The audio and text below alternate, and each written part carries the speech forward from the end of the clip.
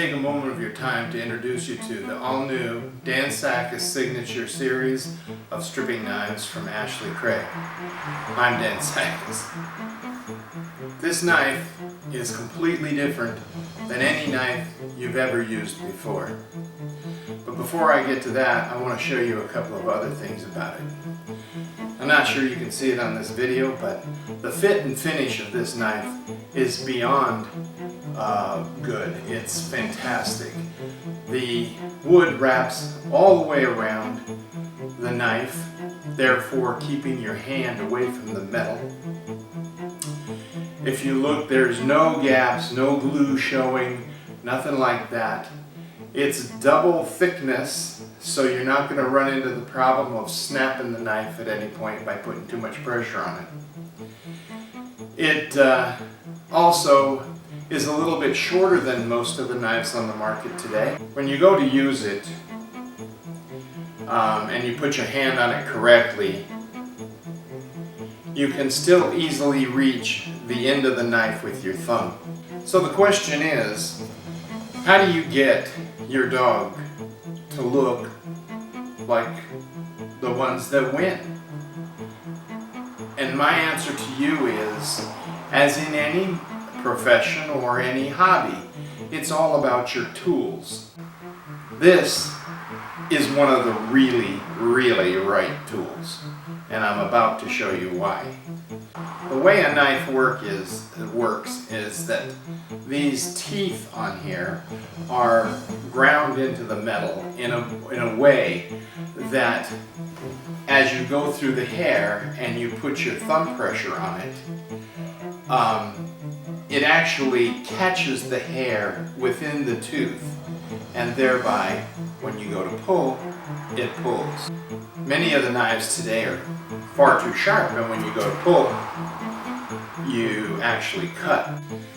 The way a knife works, and the reason we have different depths of knife, moving from the coarse to a medium to a fine, and then an extra fine, is for the fact that you have different places on the coat that you want different depths of hair. For instance, on the edge of this dog's ear, you have a rough edge and you want that clean. You need to get as close as you can, and that means the extra fine knife, so that you can just simply take and pull the stuff off the edge of the ear.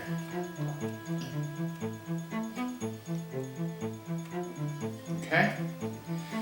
Also, this works extremely well to just rake out the dog. You get hair out of the dog using it this way. We call it raking out. In England they call it carding. So different places call it different things, but it's the same thing. And then you have a deep tooth. On this dog, you don't really need the deep tooth, but it's for stripping. It's for when the dog's in full coat and you want to reach down into the coat. This knife allows you to grab the hair with almost no pressure with your thumb, which means you won't get tired out, and just simply pull. And it pulls hair effortlessly. And it doesn't cut the hair. It is extremely important when you're stripping to make sure that you keep your wrist absolutely straight. If you twist, what happens is you push this blade in the wrong direction and parallel to the skin, and then it is possible to cut. Although with this knife it's pretty hard. You keep your knife absolutely straight and pull perpendicular to the skin. And as you can see, even on a brand new coat such as this, the hair comes out effortlessly. It allows you to work for hours on a dog and enjoy your time rather than feel like it's hard work.